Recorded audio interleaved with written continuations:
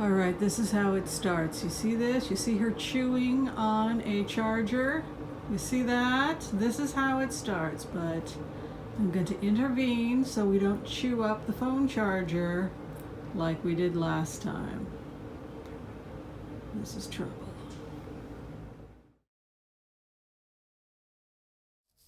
Hello, my fellow broke aristocrats. Thank you for joining me today. Today we're having a kind of an interesting conversation. I've mentioned it in previous videos and we're going to talk about it exclusively today, and that is the correlation between hoarding, poverty, and obesity. And the question I asked for this video was, do you know the correlation, or what does hoarding and poverty, obesity have in common? And so that is what we're going to be talking about. And I want to start by saying that I've mentioned in the past that hoarding can be a real challenge for people in the frugal community because we're really encouraged not to waste anything. And if something is broken, we will simply either repair it or we'll repurpose it. And that can certainly put us at risk of hoarding. So certainly many people in the frugal community have been challenged with the issue of hoarding. But when hoarding becomes pathological is when the hoarding is not, when things are hoarded but they're not used or they're not repurposed, and instead somebody simply hoards. And hoarding, when it becomes pathological, has an element to it of fear.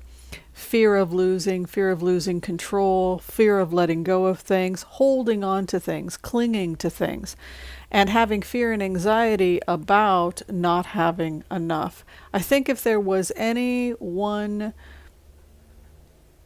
fear that we can see with hoarding, it is the fear of not having enough. And often that's a fear of not being enough, not having enough, and not being enough. Sometimes we see hoarding in people that have undergone certain kinds of trauma associated with extreme poverty or extreme lack. An example would be people who survived war, Holocaust survivors who will hoard large amounts of food because of fear of going hungry would be an example of a trauma that caused the individual to fear that there wouldn't be enough. And so that individual then goes and hoards massive amounts of food so that there will be enough. So hoarding is often associated with fear and anxiety, fear of not having enough, fear that there will never be enough, and it's sometimes associated with trauma too. Sometimes a person may be hoarding a memory, and the memory is a source of comfort for them. A memory that they attach to a person or a time or an event in their life when they felt comforted or they felt that they had enough. And so to let that thing go is to let go the comfort that they associate with those things. Poverty, depending upon the type of poverty we're talking about, they can go together because in both instances the person does not feel in control of their life, and they may feel a compulsive need to hoard, and that may lead to compulsive shopping online, buying massive amounts of things they don't need for fear that there will not be enough down the road, going to Costco's and buying massive amounts of products and then hoarding them, and then experiencing poverty or financial problems because one is spending more money than they make. But the deeper issue is the fact that the person is not in control of their spending and is not able to budget because they don't have control over their spending. And again, in cases of poverty that are due to compulsive spending and hoarding, I would argue it's an inability to have control of one's life and fear. Again, fear of scarcity, fear of not having enough, fear that things are going to pass them by, and so they hoard. Compulsive coupon clipping and then going out and buying massive amounts of things because you have the coupons, things you may not ever use. That can be pathological if the end result is financial problems and hoarding. And if you're bringing things into your home that you're not going to be using anyway, all of that can be part of that triad that becomes unhealthy. And the last part I would leave you with was the subject of obesity and how obesity is tied to poverty and hoarding. And I would argue that obesity is if it's due to overeating, and I'm not talking about people who have a medical condition like hypothyroidism or who are housebound due to illness and so they can't exercise. I'm talking about a healthy individual that eats their way into obesity. Usually, again, that is obsessive and compulsive, as is hoarding.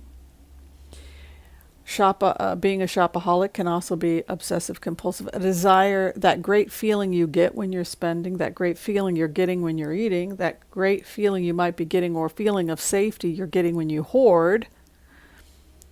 But obesity can also be seen as a type of hoarding, in the sense that you are hoarding food and hoarding calories. And taking a look at that, why do we hoard? Why do we hoard calories? Because I'm skinny, because genetically I'm skinny, I can get away with hoarding food and overeating, and people are not going to necessarily know that I'm overeating, but that doesn't make it less pathological. So that's why I've started to monitor what I eat and try not to overeat and not hoard, because I have to keep reminding myself that there's enough, that there's plenty of food. I'm not going to starve. I was one of 7 kids. I was the second to the youngest of 7 kids, and it was a childhood where you either eat or be eaten. You know, you gotta, whoever is at the table first, you go for the food. And the youngest kid, had to fight to get the piece of toast. I was that kid. So I do think that it had an impact on my relationship with food and this fear of not having enough. And I think hoarding, poverty, and obesity share one thing in common as pathologies, and that is the fear of not having enough. The fear of not having enough, the fear of not having enough, and furthermore, I would argue the fear of not being enough, the fear of not being in control, the fear of not being enough and having enough. So how do you fix it? If you are in that triad and you feel like you are hoarding and holding on to things and you're not able to let them go, if you feel like you have no control over your spending and that your spending has driven you into poverty, if you feel that you don't have control over your eating and you are hoarding because you feel you're overeating because you feel there isn't enough, then I think that until the underlying cause, which is a fear of not having enough, until that is addressed, I think that it's going to be very hard to treat that triad.